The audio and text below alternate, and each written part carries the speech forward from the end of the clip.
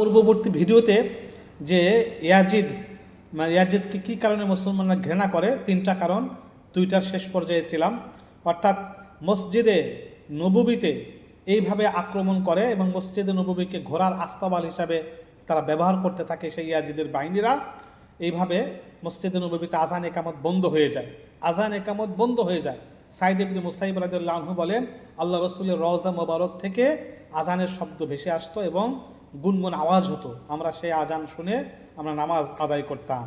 তিন নাম্বার 64 হিজরিতে, এগুলো দুইটা তাকে গিয়েছে। 3 নাম্বার হলো 64 হিজরিতে, এই হযরত ইমাম হুসাইন রাদিয়াল্লাহু হত্যার পরে, মানে 1-1.5 বছর পরে 64 হিজরিতে হযরত আব্দুল্লাহ ইবনে জুবাইর রাদিয়াল্লাহু আনহু, আল্লাহ রাসূলের অত্যন্ত প্রিয় সাহাবী, তার সাহাবীর সন্তান সাহাবী আব্দুল্লাহ ইবনে জুবাইর রাদিয়াল্লাহু আনহু, হযরত আবু বকর সিদ্দিক রাদিয়াল্লাহু আনহুর বড় মেয়ে হযরত আসমা রাদিয়াল্লাহু আনহার ছেলে আব্দুল্লাহ ইবনে জুবাইর, যাকে হযরত আয়েশা রাদিয়াল্লাহু আনহা নিজের ছেলের মতো লালন পালন করেছেন, এমনকি নিজের একসাথে ঘুমিয়েও রেখেছেন ছোটবেলার থেকে অনেক সময় পর্যন্ত।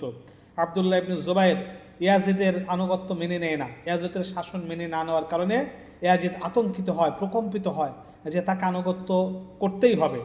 প্রলোভন দেখানো হয়, ভয়ভীতি দেখানো হয়, কোনোটাতেই সে রাজি হয় না। তারপরে তাকে শায়েস্তা করার জন্য বিশাল বড় একটা বাহিনী প্রেরণ করে। সেই বাহিনী জাবালে আবু কোবায়েস, আমরা দেখেছি সেই কোবায়েসের পাহাড়ের উপর থেকে পাথর নিক্ষেপ করে এবং তীর নিক্ষেপ করে, তীরের সাথে আগুন দিয়ে এইভাবে তীর নিক্ষেপ করে। পাথর নিক্ষেপের কারণে অনেক বৃদ্ধ সাহাবী, হযরত মিসরি রাদিয়াল্লাহু আনহু, অনেক সাহাবী তারা মৃত্যুবরণ করেন, অনেক মুসলমান মৃত্যুবরণ করেন পাথর এবং তীর নিক্ষেপ করতে থাকে। পরবর্তী ভিডিওতে ইনশাআল্লাহ।